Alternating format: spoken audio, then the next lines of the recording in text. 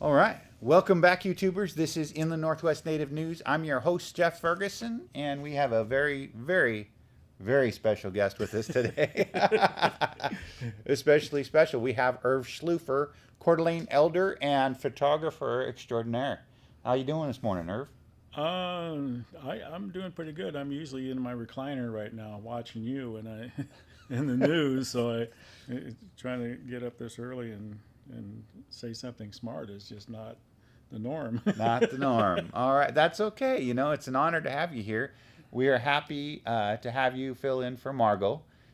She was supposed to be here with us today, but she had, well, she's going on a little trip, so she'll be gone all next week, and we'll have you back Monday and Friday. You said Yeah, Friday. Monday and Friday. Cool. So I still have an opening on Wednesday. Yeah, we still have an opening on Wednesday for another guest host if we can figure someone out. But we are happy to have Erv here because Erv has been hanging around Indian country and shooting a lot of infrared unique stuff for quite a while. And so give you some quick samples of what has been going on. I will pull some of his work up so you can see it. He has a website called ResPix, and ResPix is been doing pretty well. It's most of it's shot in infrared, but not all of it. There's just like all of these are just amazing shots. There's all of these different, I guess catalogs or folders, if you will. Albums. Albums, yeah. And they've been shot over the last few years through Indian country.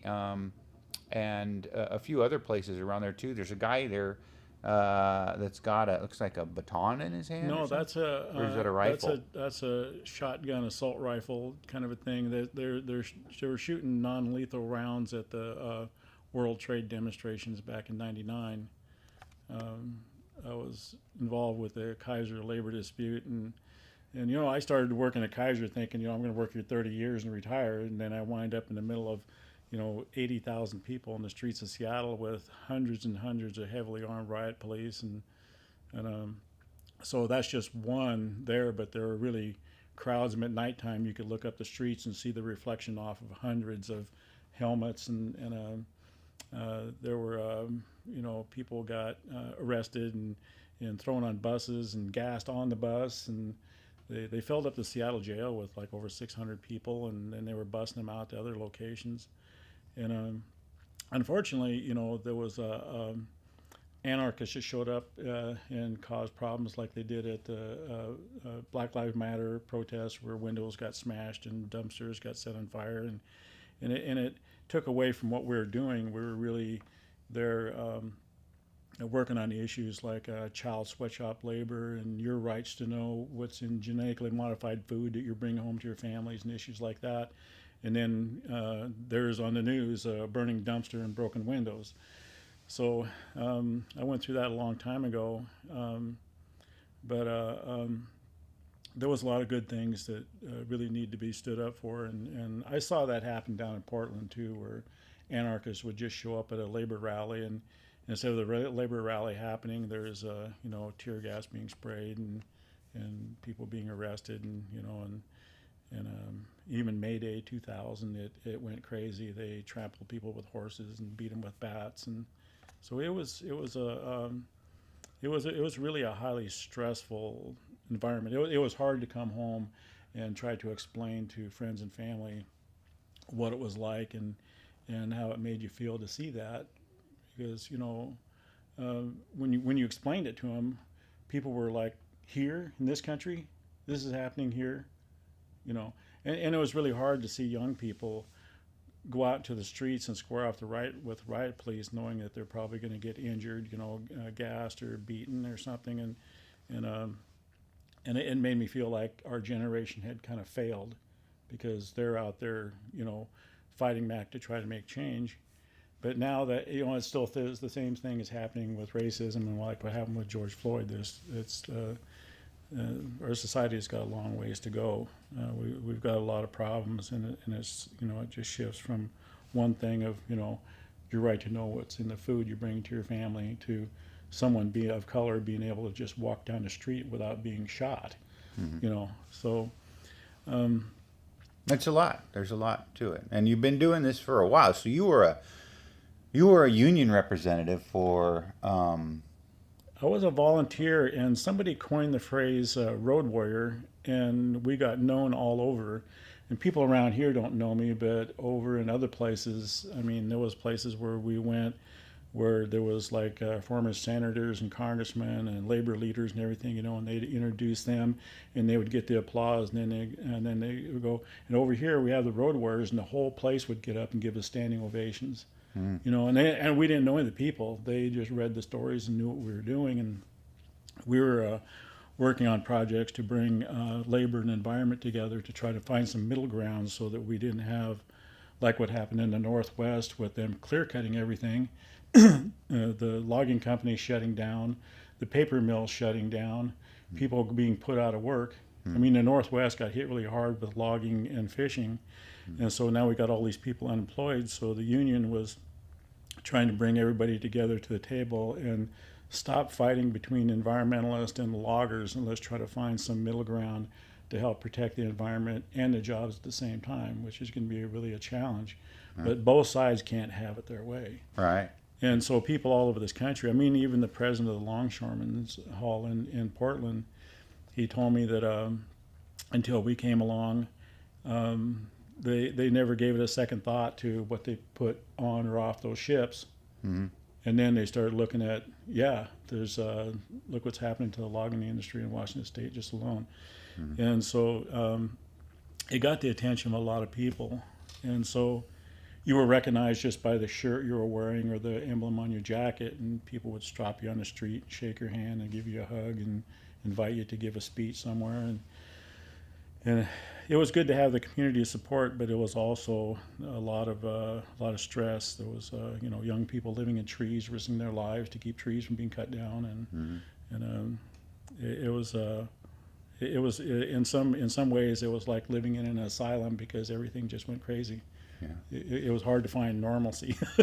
And then you come back home and you try to blend in, with other people in your community. And so for those of you that don't know, I met Erv. So Erv is a Coeur d'Alene elder, and he did not grow up in this area, and we'll get into that here in a little bit. But I met Erv back in 2016 when we went to Standing Rock together. We ended up running a supply load over to Standing Rock, and so we went over there, and we were there in the very, very cold. We were there in December 3rd, I think 3rd to the 5th or 6th, when the Veterans marched back in 2016, and we were there for the blizzard, and we drove back through that blizzard, and it was quite an experience. But that's how we met. But anyhow, what I wanted you to talk a little bit about is, so you didn't grow up in this area. You grew up over in Port Angeles area. We grew up all over the Northwest. I remember going to grade school in Oregon and stuff, but mostly we landed in grade school in Port Angeles, and I really felt a strong need to get out of there. It was on the tail end of a rainforest, so there was nothing to do there, and there was a lot of poverty and alcoholism and stuff like that, and it seemed like a dead end. I really had to get out of there. So on your website, you have a page here that's dedicated to a blast that you survived in Port Angeles. This is kind of crazy. There was a hotel. Well, it was the Hagwood's restaurant, and there was the Olympus Hotel, and there was 4 of us. We were just teenage kids. 3 of us were 16, and Mike was 18, and we would go down there after Mike worked in a gas station, and my buddy Dan, his dad owned a store and gas station, so when he closed down, we'd go down there in the evening and have a cup of coffee. In a little town, there's nothing to do. I mean, we were like really bored. And so we had our coffee, and we're getting ready to leave, and John, he wanted another half a cup of coffee, and I'm like, no, let's go. And no, I want a half cup. So that delayed us by just about 2 minutes. And if it hadn't been for that, we would have been on the sidewalk. And right when I stood up through the big picture window, I saw an orange flash. And what had happened was the butane oxygen line underneath the sidewalk had a pressure surge, had blown a hole in it and filled up that 10-foot space. and something set it off, and it picked that 3-story brick building up and dropped it. I was looking right at it. I was about 5 feet away from it, and it blew me back out into the floor, and then the ceiling caved in, and I think this scar here was from a piece of glass that came from that window. And I'm laying in the dark, hearing the building caving in and people screaming in the dark. And so we survived by not being on the sidewalk. We survived the explosion. And then when we were crawling through the pit out in front, there was a car that a big giant chunk of concrete had crushed it and bent it into a V. I was crawling across the trunk, and Danny had grabbed Mike's hand and was just pulling him out, and that broken gas line lit, and it was like a big flamethrower blowing through that pit we just crawled through. So within a matter of just a couple minutes, we could have been killed 3 times, but all 4 of us got up and walked out, whereas there was like over 3 dozen people ended up in the hospital with broken bones and all kinds of serious. There was a lady that wrote about this they did a story about this back in 2013, and she wrote in that she was in the hotel up on the 3rd floor, and to get out of there, she started walking down the carpet in the hallway, and there was no floor under the carpet. Oh, wow. And someone else was up there on the 3rd floor, and when the thing went off, they saw the orange fireball go past the 3rd-story window. Wow. And I saw it when it went off. But we got to the hospital, and there was injured people laying everywhere. I went to school with one of the waitress's daughters, and I went and held her hand. She was scared. Her leg was broke, and she asked me to hold her hand, and I did until I was going into shock, and I was literally laying on the floor, reaching up, trying to hold on to her. And Mike was out in the lobby, and he saw a stretcher with someone covered by a sheet, and he pulled the sheet back, and part of the guy's head was missing, and we think he was the one that they flew to Seattle. And it was really devastating to the town. It was, to this day, it's the biggest explosion in the history of the city. And like about a month or so later, we're all thinking that this one guy that went to Seattle, he's going to be okay. And then he died. Wow. And you could feel it all over town. It was just like the whole town was deflated. It's just so. Well, everybody kind of had to know somebody that was involved in that. It's such a small community. Yeah, it was my history teacher was a news reporter from the local radio station, and they broadcasted there from all night. And then years later, when we helped, I spent a good 6 months with the Road Warriors helping to organize the World Trade demonstrations in Seattle. And of course, we had no idea how that was going to look. And then when I saw what was going on, I remembered what my history teacher had talked about, with the history of labor and people being shot back in those days and stuff, and then I realized this was becoming a moment in history. It wasn't just a demonstration. This was becoming a part of Seattle's history. So I looked up my old history teacher and talked with him about it and told him, I remembered what you said. He didn't remember me, but I said, I remember what you said, and now that made me feel to see, what was happening there, because people from all over the world, even if they had to speak through a translator, they were talking about the same things.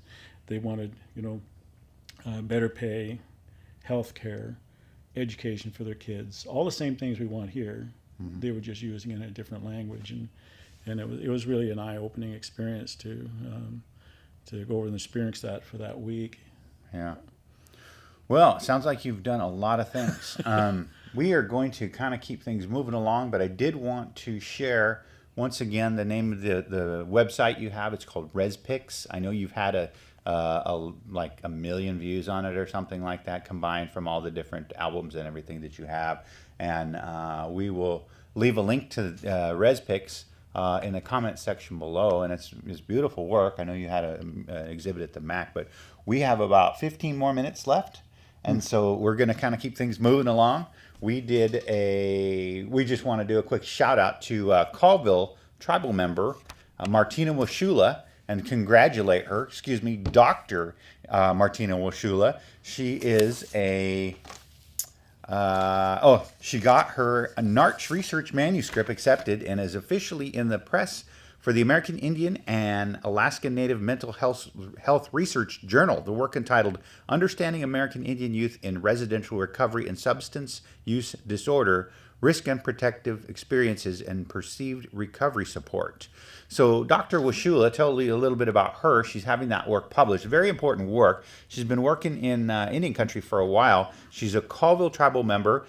She has an extensive time working with at-risk youth and Native youth and the effects of intergenerational trauma. She has also conducted research on the Spokane, Colville, Coeur d'Alene, and Kalispel reservations, and she's the former executive director of the Healing Lodge of Seven Nations right here in Spokane. And so NARCH, the Native American Research Center for Health, is the organization that prints this journal that she's being published in. So we just wanted to say a quick shout out to Martina. Congratulations, good job, keep up the good work, and we'll look forward to seeing that research coming out. So moving right along, we have a bill. This bill, it recognizes tribal jurisdiction over non-Indian offenders. This one coming out of Indians.com. Violence Against Women Act back on the table in new political era. In this photo by Kevin Burrisk, friends and family of a slain Ho-Chunk Nation citizen, Cozy Decora, stands with MMIW activists outside the federal courthouse in Omaha, Nebraska during a rally held June 15th of 2020. Now, it goes on to talk a little bit about this. In Washington, D.C., it's a new era for the recognition of tribal jurisdiction over non-natives, with Democrats once again pushing for passage of the Violence Against Women Act after years of opposition from Republicans. So it's been something that they've been trying to do for a while now. Nearly every Democrat in the U.S. House of Representatives is backing H.R. 1620, the Violence Against Women Reauthorization Act of 2021, which was introduced on Monday. Key provisions in the bill ensure that tribes can arrest, prosecute, and sentence non-native Indians who commit trafficking, stalking, and sexual assault offenses in Indian country. This bill is transformational in the ways of dealing with those who have suffered domestic and sexual violence, says Representative Sheila Jackson Lee, a Democrat out of Texas, the sponsor of H.R. 1620 on International Women's Day. This legislation will help save lives, Jackson Lee added. So when we talk about this is one of those things that's going to help us on the bigger picture to enforce things on the reservation that have gone unenforced for so long. Indian country has struggled with prosecuting non-native offenders on Indian lands, and Margot talked about that in some of the previous morning shows that we've done. But when we have non-native offenders that know they can't be prosecuted or think that the odds of them are being prosecuted are slim to none, then that's when they feel kind of a sense of lawlessness and think it's free reign on Indian women and children. And so this is something that's going to be headed in the right direction. I know it's something that's really been out of control in the inland Northwest. We'll leave links to the description of this article again in the comment section below. If this is your first time here joining us, we'd like to have you join us every Monday, Wednesday, and Friday from 8 to 8:30 a.m. We cover news and events that affect 11 tribes of the inland Northwest on a local, regional, and national level. So this article talked about a lot of different things, and you look like you have something to say.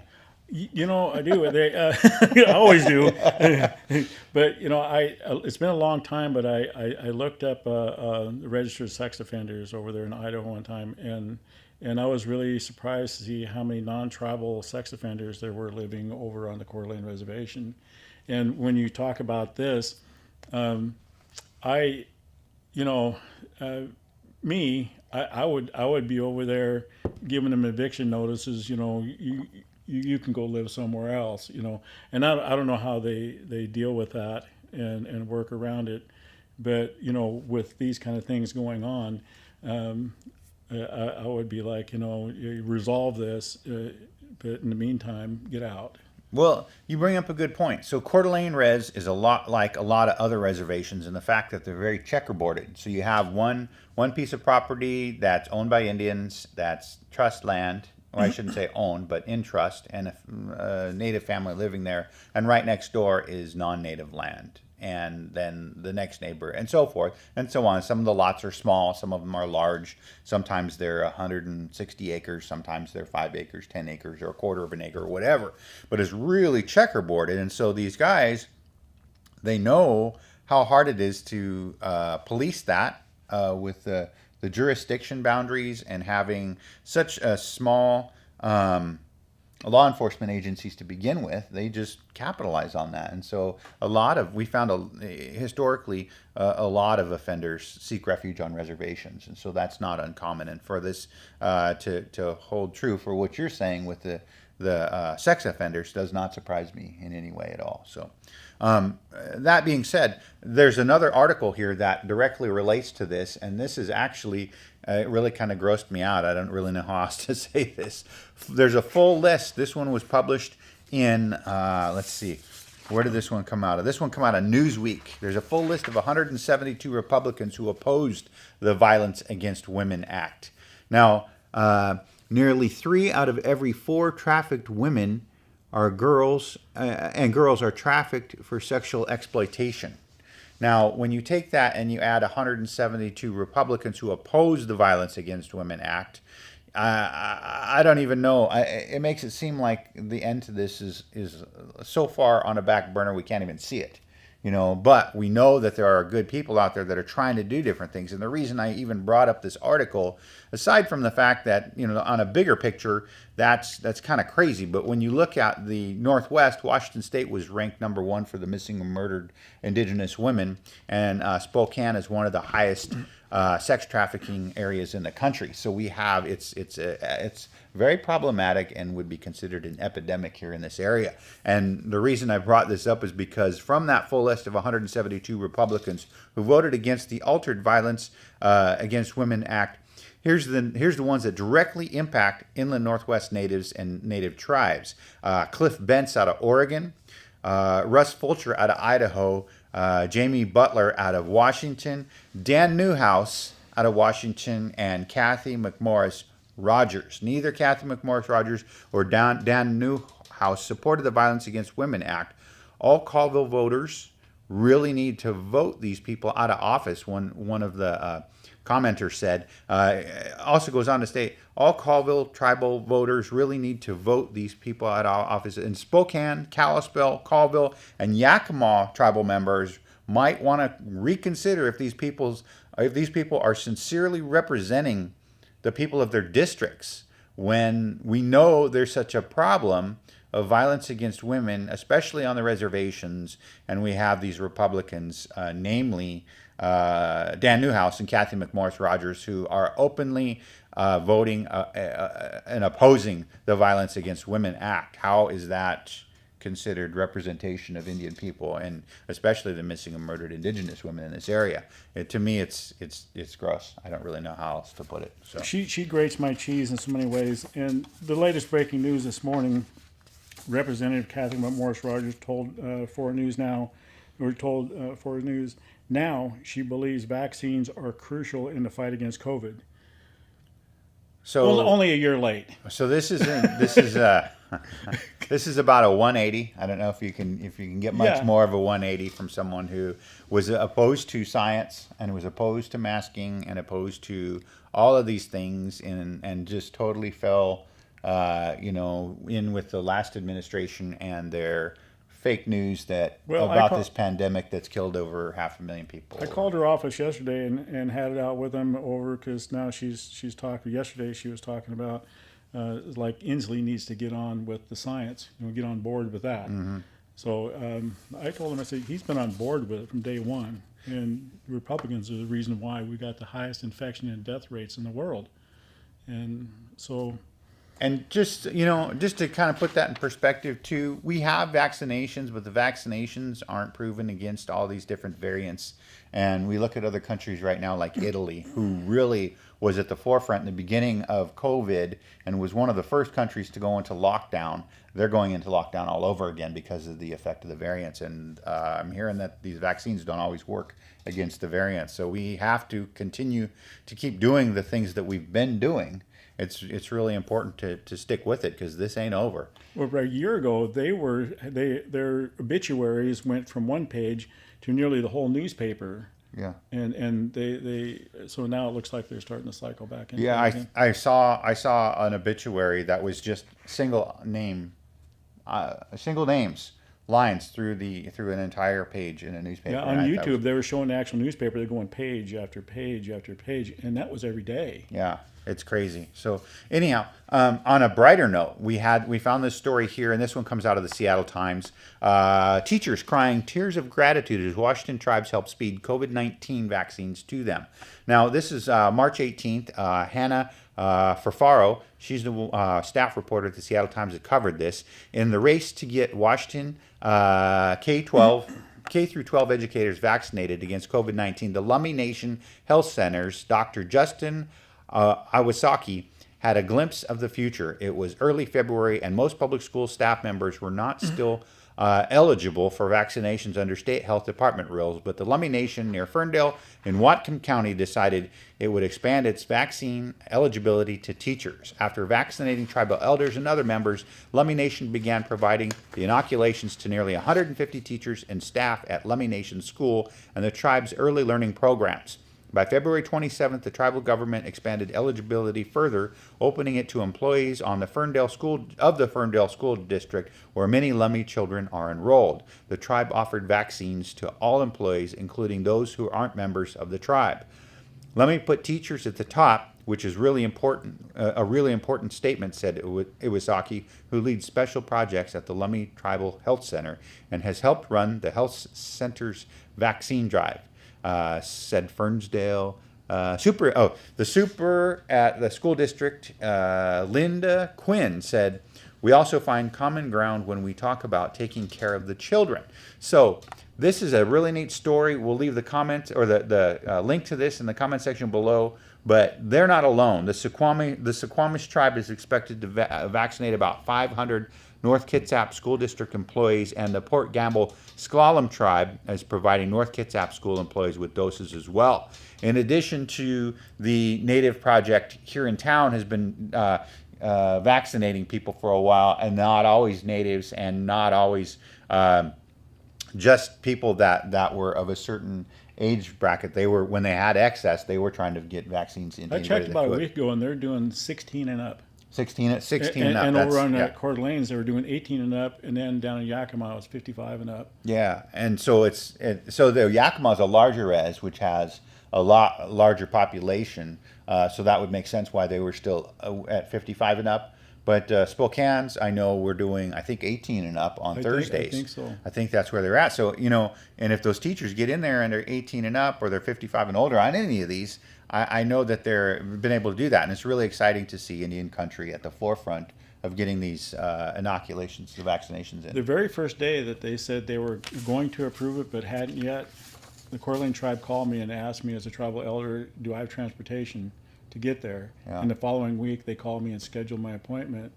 But over the last year, going in grocery stores and stuff, I saw a lot of people behind the checkers, and you could see the fear in their eyes. They're scared. So when I got my shots, I made this face mask and I put vaccinated across the top of it. And then when I got my first shot, I dated it. And when I got my second shot, I dated it again. So I'll wear this into the stores, and people notice.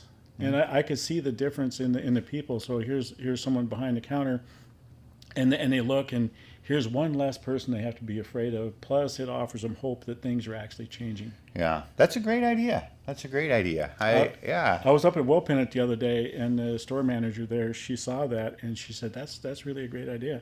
And I thought, anything that's going to help lower the tension and the fear, and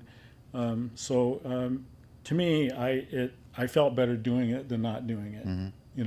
I wanted those people to know that they're reasonably safe to be around me, and they're not going to die by just selling me a loaf of bread. Yeah. Yeah, I know that there are a lot of people out there that really haven't had any choice. That they have to feed their families, they have to go to work, and they have to be exposed to the general population. And I know that that's a great idea. I really appreciate that, you sharing that with us. That's a neat idea. So anyhow, we got to keep moving along. We're just about out of time here. We do have a story on this Native gal here. She's a strong Indian woman. Washington State's only Native American lawmaker cuts a path in Olympia. March 16th. This is by Patrick Harley. This is Tlingit tribal member Lincolnoff. Served as governmental affairs director for the Swinomish tribe and is vice chair of the House State Government and Tribal Relations Committee. She also sits on the Appropriations Committee and the Rural Development, Agricultural, and Natural Resources Committee. Deborah Lincolnoff always makes sure to appreciate her surroundings, whether she's spending time in nature or on the House floor at the Capitol in Olympia, where she has served for the last 3 years as the Democratic representative of the 40th District in the northwest corner of the state. I sit right in the middle of the people's house. I have my Republican colleagues to the left and my Democrats to the right. And watching our two parties work together for the best of Washington continues to be one of the highlights, she said, of her time in legislature. The only Native American lawmaker in the state, Lincolnoff came up against the same kind of hurdles women of color across the country face when they run for public office. She said she ran against 5 white males. In her first campaign. It was an ugly and racial race. Coming from a predominantly Democratic district, I dealt with more racism than I thought I would ever see. I actually had one candidate say, "You have to choose between being Native and being American." Wow. You have to pick one or the other because you can't pick both. But Lincolnoff doesn't hold grudges. She takes a long view. It was a good learning experience because I couldn't look at them with judgment, Lincolnoff says. I had to look at them and say, they don't know, or they don't understand, so we need to do a better job educating those around us. Lincolnoff views the ugly campaign and the facts that she's the sole Native American in the legislature as both an honor and a continuing challenge. She says, I always say that I'm clearing a path for more women of color and Native American women to run for office. I'll leave a couple of branches there for them because it can't be perfect. They got to clear their own path too. So congratulations to this wonderful Native woman, Deborah Lincolnoff. You know, Margot had her as one of her guest speakers for one of her classes just, I think, about a week and a half ago. She's a really neat lady. She's a wealth of knowledge, and she's out there, you know, fighting the fight and doing the deal, walking the walk, as they say. And, you know, our hands are raised to her, you know, aho, as they say on the coast. You know, I grew up off the reservations, lived in towns. I've been treated with the most horrible racial things in every school, grade school, every workplace, out in public. And when I started doing this infrared powwow photography, Indian country is the only place I can think of that I can go to where I don't get treated that way. I feel safe. Yeah. You know, and it's noticed. I mean, I really appreciate that. I mean, I can go there and interact and take the pictures, and I've shared everything with the Indian people for free, and it's been really a great experience. And it's like coming from a war zone to peace. Mm-hmm. You know, I mean, I felt like I was beamed into a foreign country the first time I heard David Brown Eagle talk about people being respectful to each other. I actually looked around the pavilion building and was like, did you hear what he said? I mean, whoever who talks like that. Shout out to Brown Eagle. Yeah, he's been out there at the forefront. You know, he's been speaking for decades about this stuff, and you know, to see that it's rubbing off and people are listening, and you know, he's educated for a lot of people over the years. So yeah, that's cool that you actually, you know.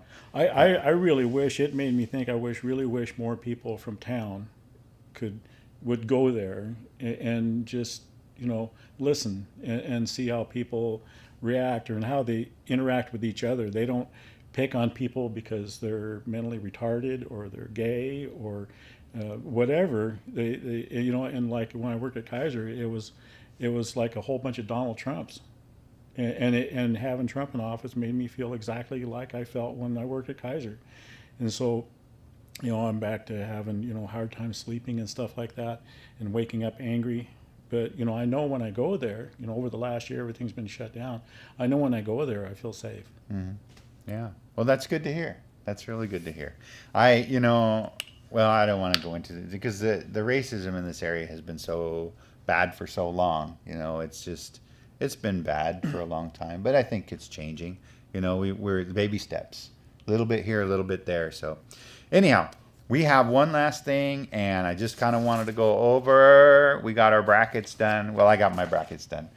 Erv here is following my brackets. We got Gonzaga playing. We got them going in the first round against Norfolk State. So I got them going, and then I got them actually going all the way. So it's hard to say not to, but it's an exciting time. March Madness, we didn't get into it last year, so we're twice as mad this year, is what they're saying. Because we didn't have March Madness last year because of COVID. So now we're twice as mad. So anyhow, yeah, get your brackets filled out, and we're going to be following the Zags. We're going to be following some of these other teams here too. We've got some great matchups coming up. I'm really looking forward to watching Eastern Washington University, Eastern Eagles going against Kansas. That's going to be a tough one for me because I'm a big Kansas fan, and of course, you know, Margot's a professor at Eastern, so we're going to be we'll be definitely be watching that one. So anyhow, enjoy your March Madness, enjoy the weekend, and we will see you back here on Monday, and we're going to leave you with a couple of shots I have of Erv's that he did. I think this is a pretty cool one. This is one of my favorites, actually, that I saw. John Van Workum, that came from the very first infrared powwow pictures I did at July Amish 2013. Yeah, and then that ended up at the exhibit at the MAC too, which might be the very first infrared. It was the first infrared powwow exhibit in the MAC's history on their 100-year anniversary. Plus, this may very well be the very first exhibit of its kind in history because we have not been able to find evidence of anything like it before. Yeah, it's cool stuff. If you get a chance, check out ResPix. ResPix, Erv Schleufer, Coeur d'Alene Elder. Here's one of the other ones. Just beautiful work. Beautiful work. That was 2019 at Gathering at the Falls. Of course, that was the last powwow I did. What was the name of the exhibit that you did? The Light We Cannot See. The light that we cannot see. Yeah, and that was about we're shooting with invisible light, which, I mean, I was drawn to go over to July Amish and experiment with it because I just could not imagine what the powwow would look like in invisible light. Something you can't see. I mean, and this is what happened. And I get a lot of compliments and all that kind of stuff, but the Indian people created this. You know, I took pictures of what they did, so I can't take credit for, you know, what they did. And I was experimenting with some technology, and that's a pretty nice shot there. That is a beautiful shot. And you know, and I love that shot, but like I said, I can't take it. It took thousands of years of the entire Indian community working together to create something like that. They gave me the opportunity to take that picture. And I'm just as blown away as everybody else is. I had no idea. There was nothing online to go compare it to, so I just had to experiment. And it's been a really, really amazing experience to meet all these people and have this happen. And like I said earlier, you come from such a hateful, toxic environment. You know, my supervisor's favorite suck-up was a Hitler worshiper. He'd brag about supporting what Adolf Hitler did and work around people like that for decades. And then you come here and experience this with all the families and the heritage and the culture. And like I said, you know, you go there and you feel safe. And when you create something like this, you know, I came from so much hate and racism and that kind of stuff, and then I got hit with this whole tidal wave of nothing but positive energy. All the money I put into it was worth every penny. You know, I didn't sell any of it. I gave it to all the Indian people for free. But my payoff was everywhere I went, people just wore me out with compliments and, oh my God, that's so beautiful. And yeah, the Indian people created that. And it's so I've given away a couple $1,000s worth of paper and ink for these pictures to be hanging around. I see them all over.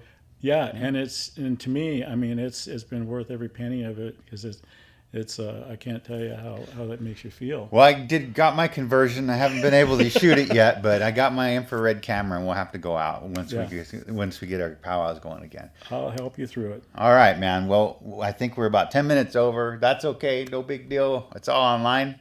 We'll see you guys back on Monday. Yeah. Thank you once again for joining us. Be sure to like and subscribe.